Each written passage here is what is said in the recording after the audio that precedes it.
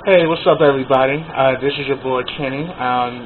This is If Loving You Is Wrong, Season 3, Episode 3. Now, this is my first time doing a review for the show, so I'm just going to give you just a quick, just like a quick run back of the past two episodes, and then I'm definitely going to go in about, Episode 3, because I thought Episode 3 was pretty interesting. In the past two episodes, we know that Alex has the baby and that the baby's black. We actually see that Brad is livid. He is pissed the fuck off.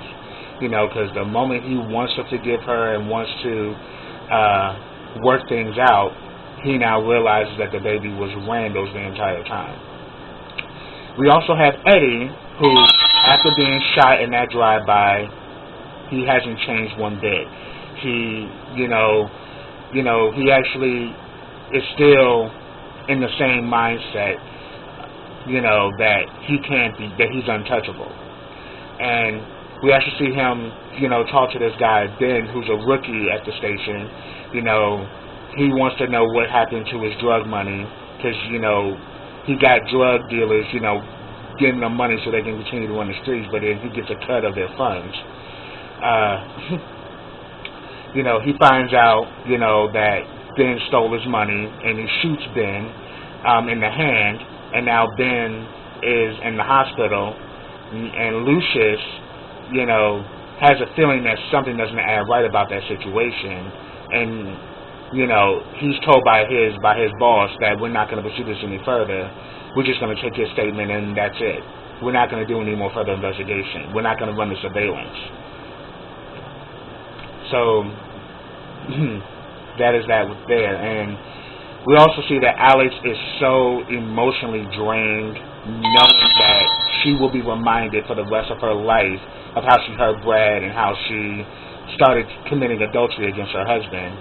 And now she has this black baby. And, she's just in a state where she didn't want nothing to do with the baby, but we saw at the end of Season 2 that Kelly finally broke her down, made her start taking her meds, and she finally held the baby for the first time. Now, on to Season 3. Well, on to Episode 3. My bad. Well, the episode starts off where Lucius went to the head of the department and said that, he feels that we should do further investigation, but then he told him that his boss had already submitted, the information regarding to that case, and he's saying, are you saying that what your supervisor sent was wrong? And he was like, well, no. And he said, okay, then the matter's closed. And then we actually see that Lucius's new partner, or temporary partner, is a nosy ass nigga. Like, dude, you can just tell that dude is just trying to get information. And he's trying to get information out of Lucius, and Lucius is like, look, go over there and book your apartment, get out my face. And as soon as he does that, guess who calls? Eddie. And Eddie, in typical fashion, I thank you for saving my life, but you're still a rookie, and you need to stop asking questions about that shooting. You need to stay in your lane. You don't know what you're a part of, do you, boy? Still talking big shit. It's like, even though that happened, Eddie is still the same way. He's still this, narcissistic bully who thinks that he can't be touched. Even though you got a guy who's head of a cartel who wants your head on a silver platter, you still think you're untouched, and Lucius is pretty much telling him, like, look, if you ain't got nothing to say to me, then get off my damn phone. And he was like, you got something to say, just say. He's like, oh, I ain't got nothing to say to you. I ain't got nothing to say to you at all. And Lucius hangs up on him. So it just goes to show you that Eddie is still full of himself. And we go to the hospital with Alex. Alex is sleeping, and Kelly's looking after her. The nurse tells her, thank you, you are a real good friend. And then we see Esperanza and Natalie come in, to kind of check up on her. And they stay for like about a minute or two, and then they leave. And then we see Alex goes into the dream. And the dream is when she meets Marcy and Randall for the first time. Her and Brad are new neighbors, and Marcy and Randall immediately come in and they introduce themselves, and they immediately, hit it off. Marcy and Alex, become girlfriends, and Brad and Randall become good friends, and we really start to see how this whole thing started. And we next go to a scene where they're dancing at, Marcy and Randall's house, and she's starting to see the actual sexual chemistry that Randall and Marcy have. And they kind of, compared to them, they look like just complete duds, because they embrace their sexuality, where her and Randall are more conservative. But then afterwards, that same night, after hanging out with them, Alex is turned on, and it's like, won't you come to bed, baby? And he's like, I got this work to do. I have to get this done. And she eventually kind of like, man. And then he finally decides, okay, yeah, I can deal with this later. So they end up doing it. It's 11:07 p.m. And lo and behold, that same time, Marcy and Randall are getting it in as well, next door. 11:09, Brad is done, puts on his clothes, and goes back to working on his accounting, because it's tax season. Now, you can just see in Alex's face, Alex is unsatisfied, she is bothered, and she really wanted,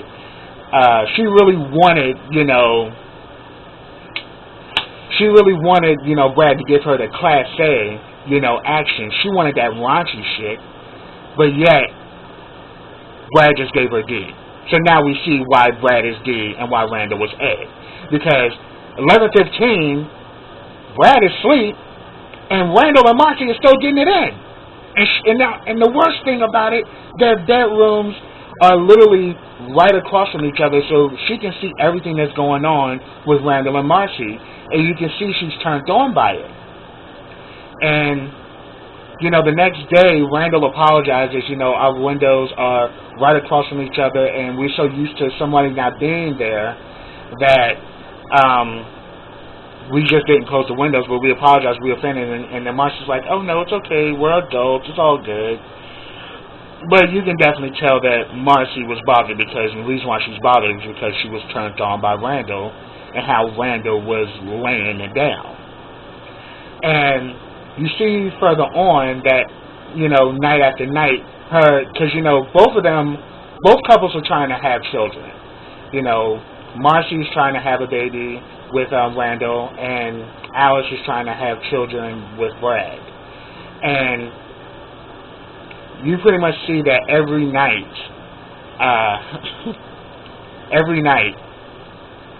Randall and Marcy are getting it in, and Alex, being the sneaky ass peeping Tom, is peeping it out every single day, and she's like taking notes. But within this whole time frame, as many years has passed by, Alex and Brad have had two children. They had a boy and a girl, and Randall, in one conversation that they were having when they was partying with each other, admitted that he really wants a boy, but Marcy's not able to get pregnant.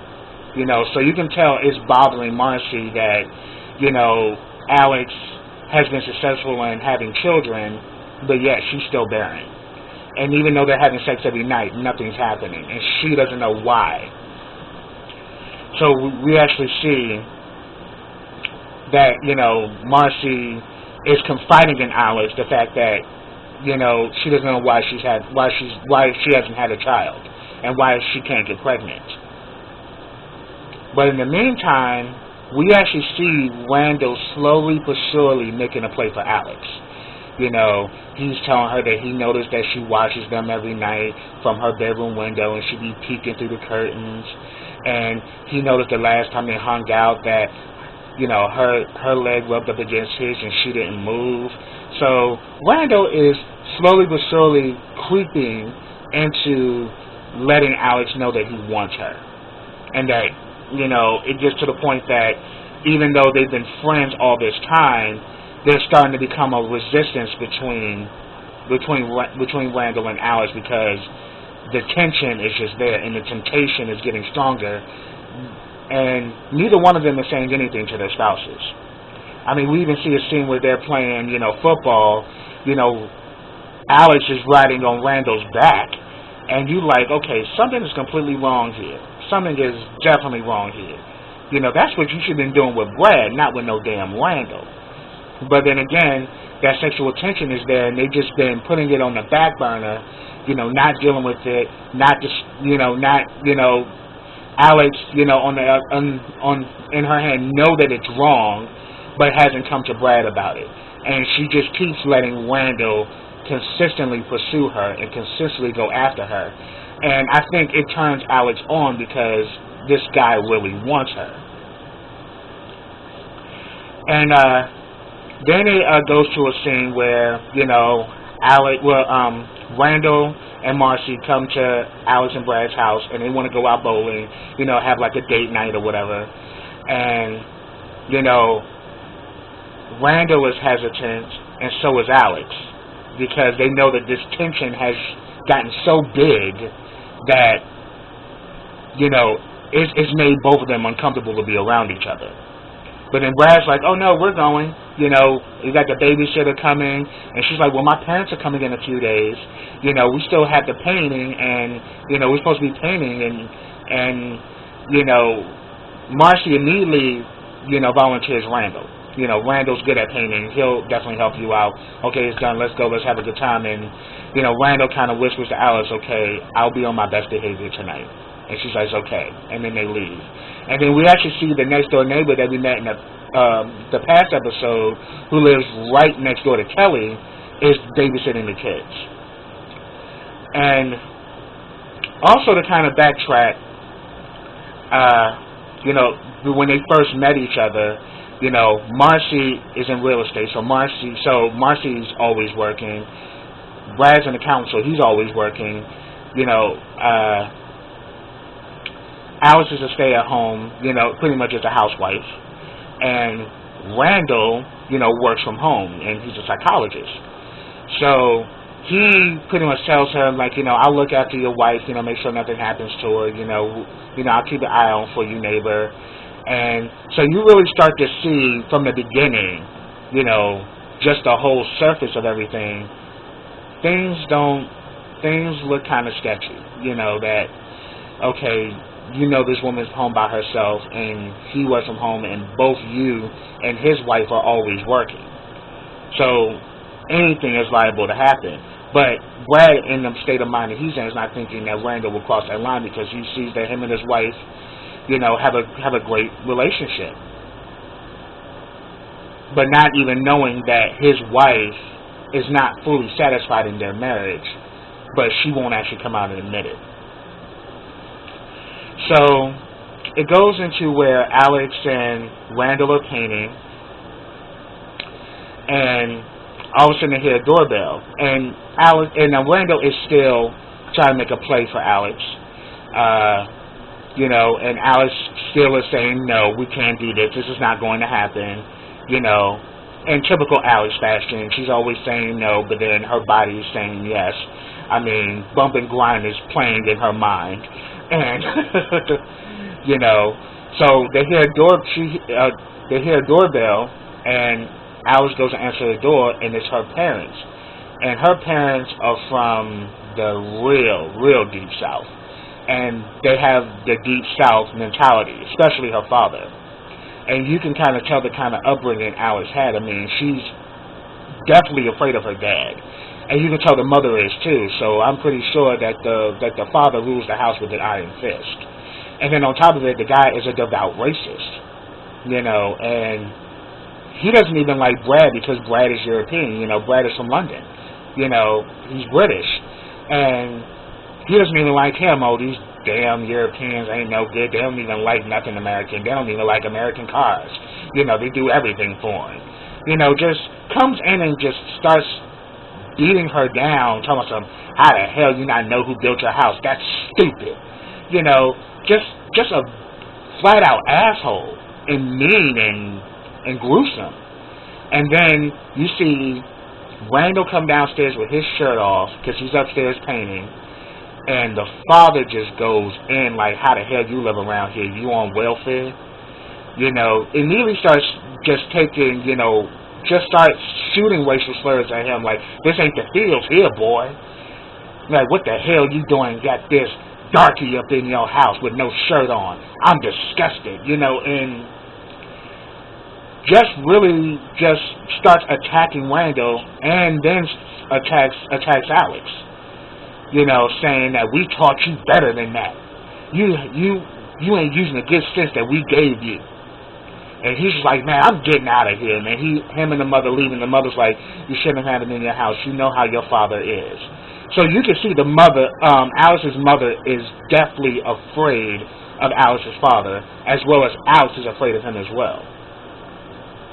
And you just see that he's not a good person. He's very mean. He's a bigot, and he's racist, and he just has a lot of hatred, in his heart.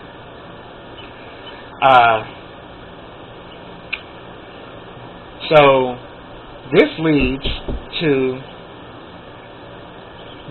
hold on. This actually leads to, Alice going to the shed to comfort Randall, because she didn't actually see that Randall was bothered by it. And Randall was actually, I think Randall handled it as a man. He pretty much just said, like, look, I'm about to leave. Because you saw it in Randall's face, Randall wanted to whoop her daddy's ass. And I don't blame him. Because here you are being discriminated for the color of your skin. That's uncalled for. And on top of it, it's lame and it's stupid. And it just shows how ignorant her father really is. And that really Randall's intelligent, and he showed that. He's like, you know what, I'm going to leave. And you can tell that Randall was really pissed off.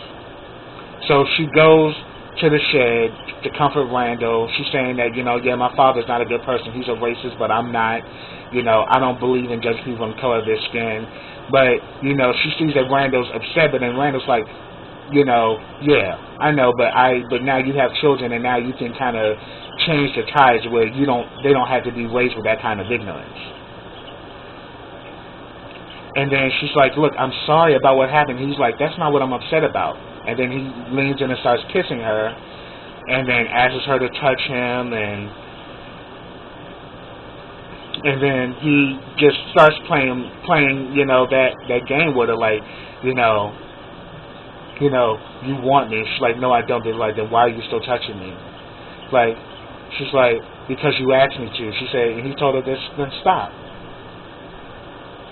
And she couldn't. She's like, why aren't you listening to me? And she just is, you can definitely tell her mind is telling her no, but her body is saying hell yeah. She's been watching him in the window working on that boat. She's been seeing them bulging biceps. She's craving for it because it's something that she's not getting in her own marriage. She's not getting that type of sexual energy that she sees in Randall. And then the next thing you know, Randall takes off them overalls and he is going down. And she's saying, no, Randall, no, Randall. And then finally she comes to in the hospital, and guess who's sitting right there? No, it's Brad. And she immediately just gets out of it and it's like, oh my God. She said that, I sent your son today, and your son is going to be a constant reminder for what you did. And I, for one, will never, ever forget to remind you for what you've done. So this is your life from here on out. Welcome to hell. And walks out. And Alice gets all emotional, and then Kelly's like, oh my God, Brad, like, she's like, what's going on, Alex? What did he say to you?